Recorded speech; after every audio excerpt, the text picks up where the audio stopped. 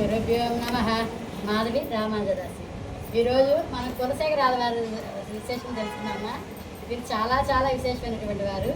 కులశేఖరాల వారు మనకి కౌస్తుభ అంశ అంటారు కదమ్మా, కౌస్తుభమని ఆ అంశం జన్మించినారన్నమాట. వీరు రాజు, చాలా పెద్ద రాజు. వీరికి చాలా చాలా విశేషాలు ఉన్నాయి.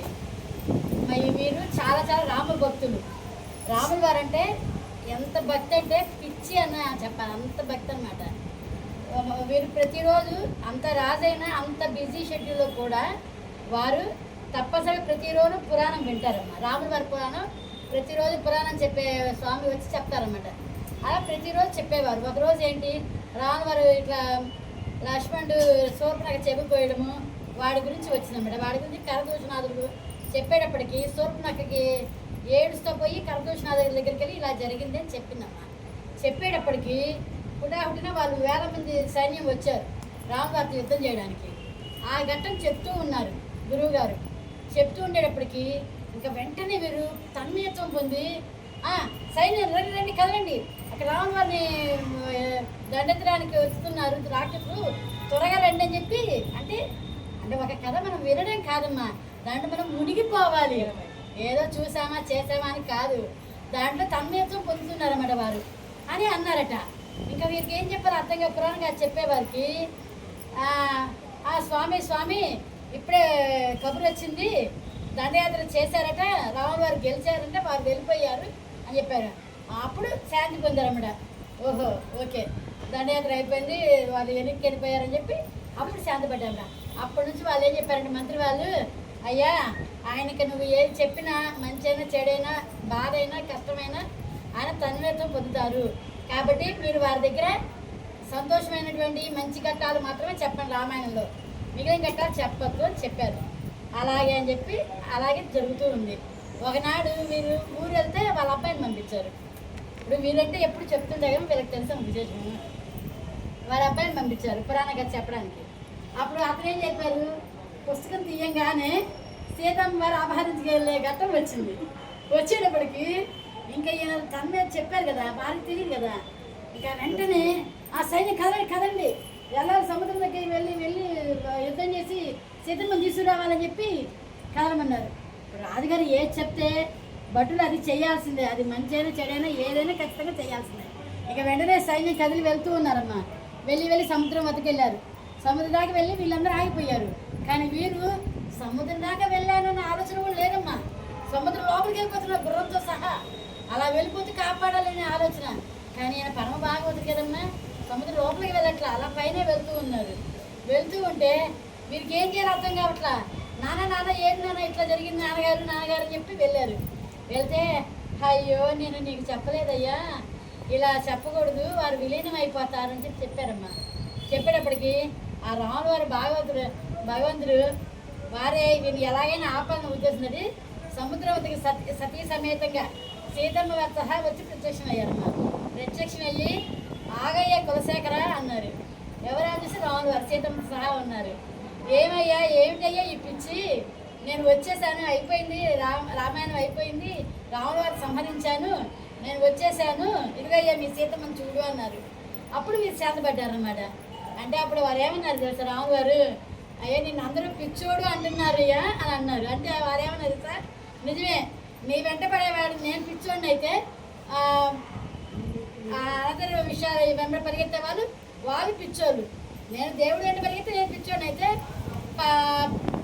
అవతల విషయాలు వెంట పరిగెత్తే వాళ్ళు కూడా పిచ్చోళ్ళు నేను అంటున్నాను అన్నారు. మీరు ఇదే కాదు, తడబడుతుంటే చూసుకుంటామని పాస్పోర్ట్. వీరికి శ్రీరంగం వెళ్ళాలి అని చాలా చాలా ఇష్టం అమ్మా. ప్రతిరోజు నేను శ్రీరంగం వెళ్తా అంటారు. ఈ మంత్రి ఏం చేయాలి, శ్రీరంగం వెళ్తేనమ్మా 1 రోజు 2 రోజులు రాలేరు, వెళ్ళాలి రావాలి. కానీ వీళ్ళకి ఇంకో సందేహం, వెళ్తారు, వెళ్ళాక ఆయన శ్రీరంగం రంగంలో దీంట్లో పడిపోయి రాకపోతేనో చూస్తున్నారు కదా, రాముల వారి మీద అంత ప్రేమ ఉన్నవాళ్ళు శ్రీరంగం రాదంటే అంత ప్రేమ అనమాట. వెళ్తే మళ్ళీ రారేమన్న ఉద్దేశంతో వీరికి ఇంకొక మైండ్స్ కూడా, అంటే భాగవత మనం చెప్పుకునే చాలా భాగవత అపరాధం చేయకూడదని భగవంతుడి కన్నా భాగవతుడు అంటే చాలా చాలా విశేషంగా భావిస్తారు కులశేఖరాల వారు. భాగవతుడు అంటే మనమ్మ సాధువున దర్శనం పుణ్యం. సాధువును చూస్తే చాలా మనకు పుణ్యం వస్తుందంటమ్మా. అలాగే సాధువును స్పర్శ స్పర్శ పాపనాశనం. అంటే మనకి గురువుగారు వాళ్ళు రాగానే గబగబా పోయి దండం పెడతారు, తాకతుంటారు. స్పర్శనం పుణ్యం. కానీ మనం పోయి చెప్పంగానే ఇంకా అందరూ గురువుగారు అసలు పోయి అందరం తాగేస్తాం, మనకు పుణ్యం వచ్చేస్తుంది, పాపం పోయిద్దని అనుకుంటారు. కానీ మనం పోయి తాకడం కాదమ్మా. వారు మన మీద అభిమానంతో గురువు గారు మన మీద ఆశీర్వచనం చేయడం కానీ స్పర్శ చేస్తే పాపనాశనం అని చెప్పారు. అలాగే భాగవత భాగవతులతో మాట్లాడడం కోటి జన్మ పుణ్యం అట.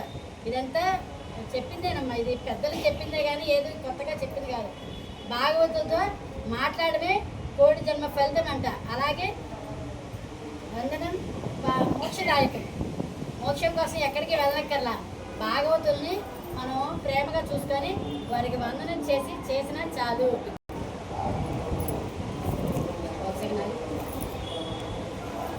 భాగవతులు అంటే అంత విశేషమమ్మా. అందుకని వీళ్ళు ఏం చేశారు మంత్రులు, ఈయన బలహీనం తెలుసుకొని భగవంతుడికి వెళ్ళాలి అని బయలుదేరి సర్దుకొని అలా ఊరి చివరి దాకా కొంత దూరం వెళ్ళేటప్పటికి భాగవతులు పంపించేవాళ్ళు. అంటే వారికి మర్యాదలు చేయడానికి, అంతే కదా, భగవంతుడి కన్నా భాగవతులే విశేషమని చెప్తున్నారు కదా. అందుకని కొద్దిమంది భాగవతులు పంపించేవాళ్ళు. వాళ్ళు వచ్చి ఇక్కడ ఉండేవాళ్ళు.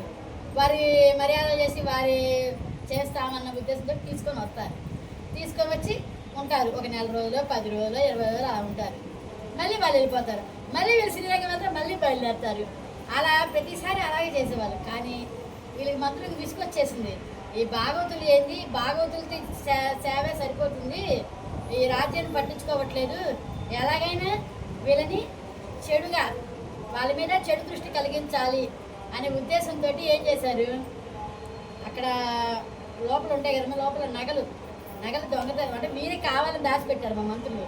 దాచిపెట్టి ఈ శ్రీ వైష్ణవులు దొంగతనం చేశారని నింద వేసేటప్పటికి వీరన్నారు, మా శ్రీ వైష్ణవులు 100కి 100 పాలు ఎటువంటి తప్పు చేయరు, నాకు ఆ నమ్మకం ఉంది. కాబట్టి ఇది నిరూపణ చేయడానికి ఒక కుండలో త్రాచుపాము పెట్టి మూత పెడతారు.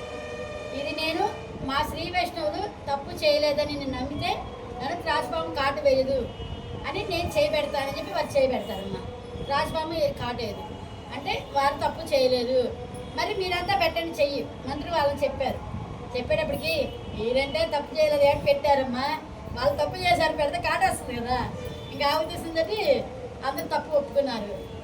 స్వామి తప్పిదం జరిగింది, మీరు వెళ్ళిపోతారని ఉద్దేశం, మిమ్మల్ని ఆపడానికి మేము ఇలా చేశాం స్వామి, మమ్మల్ని క్షమించండి అని చెప్పి శరణ కోరేటప్పటికి వీరేమన్నారు, రాజ్యం మీద ఇంత కాక్ష ఏంటయ్యా, భగవంతుడి మీద భాగవతుల మీద ఏమీ లేకుండా ఈ రాజ్యం ఏముంది, ఈ రోజు ఉంటుంది రేపు పోతుంది, దాని గురించి నాకు ఎటువంటి బాధ లేదని చెప్పి వారు విసుగు వచ్చేసింది, నాకు రాజ్యం వద్దు అని అన్నీ వదిలేసి వారు కొంత సంపదను వారి కూతుర్ని, వీరికి ఒక కూతురు ఒక కొడుకు అనమాట, ఆ కొడుకేమో రాజ్యం అప్పగించేశాడు, రాజ్యాభిషేకం చేసేసారు. రాజ్యాధికారం ఇచ్చేసి కూతురుని తీసుకొని, కూతురు పేరు చేరకూలి వల్లి అమ్మవారికి తీసుకొని కొంత ధనాన్ని తీసుకొని శ్రీరంగం వెళ్ళిపోయి అక్కడ ఆ ధనాన్ని గుడికి అప్పగించేసి చేరకుల వల్లిని ఇచ్చి శ్రీరంగనాథుడికి పెళ్లి చేశారమ్మా. అక్కడ చేరకుల వల్లికి ఒక చిన్న గర్భగుడి కూడా ఉన్నది. మన శ్రీరంగం వెళ్ళినప్పుడు అది గమనించవచ్చు, ఇచ్చారు. కానీ మనకి అందరికీ అందరు ఆడవాళ్ళు చాలామంది ఏం చెప్తున్నారు, మాకు మోక్షం కావాలి అంటున్నారు లేదా. కానీ ఈయన ఏం చెప్పారు కదా, నాకు మోక్షం వద్దు, నాకు ఎన్ని జన్మలైనా ఇవ్వు, ప్రతి జన్మలో నీ సేవ నిన్ను చూసే భాగ్యం ఇవ్వు స్వామి అని కోరారమ్మా. అదే మనం ఎప్పుడు కోరుకోవాల్సింది. మనకి ఎన్ని కష్టాలైనా రాని భగవంతుని ఎప్పుడు మనం ఆరాధిస్తూ ఉంటే ఎటువంటి కష్టమైనా అలా వెళ్ళిపోతుంది అని కోరారు. అందుకనే మనకి తిరుపతిలో కులశేఖర పడి మనం వినే ఉంటాం కదా, గడప ముందు గర్భగుడి గడపగా ఉన్నారు కులశేఖర పడి. అక్కడ శ్రీరంగంలో దాన్ని కూడా కులశేఖర పడి అని అంటారమ్మా. వారిని అలా కోరారు భగవంతుడిని, అందుకని వారు గడపగా మారారు. అందుకే ఏ గుళ్ళో ఏ గడపలో ఎవరున్నారో గుళ్ళల్లో ఎక్కడ గడప తొక్కద్దమ్మా అంటారు. ఏ ఆదివారు ఎవరున్నారో మనకు తెలియకుండా తొక్కకూడదు కదా, అందుకని తప్పకుండా చెప్తారనమాట. వీరమ్మ కులశేఖర ఆదివారి వారు ముకుందమాల అనే ఒక పుస్తకం రాశారు. అది చాలా చాలా విశేషమైనటువంటిది. ఆ ముకుందమాల సేవిస్తానంట కృష్ణయ్య వచ్చి అక్కడ కూర్చుంటాడంట. మనకి బంగారం ఉంటుందమ్మా. ఇప్పుడు నా దగ్గర ఒక బిస్కెట్ ఉందనుకోమ్మా, ఆ బిస్కెట్ మనం ఏం చేస్తాము? పెట్టుకోలేమా? పెట్టుకోలేమా? చూడ్డానికి పనికి వస్తుంది. నా దగ్గర బంగారం ఉందని చెప్పుకోవడానికి పనికి వస్తుంది, కానీ తగిలించుకోవడానికి పనికిరాదు కదా.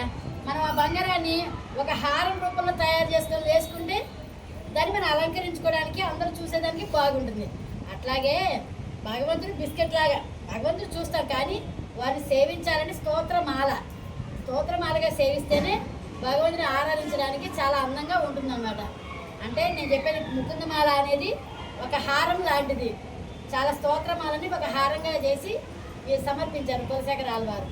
అందుకని ముకుందమాల చాలా చాలా విశేషమైనటువంటిది. ఆళ్వార్ తిరువడిగలే శరణం, కులశేఖర ఆళ్వార్ తిరువడిగలే శరణం.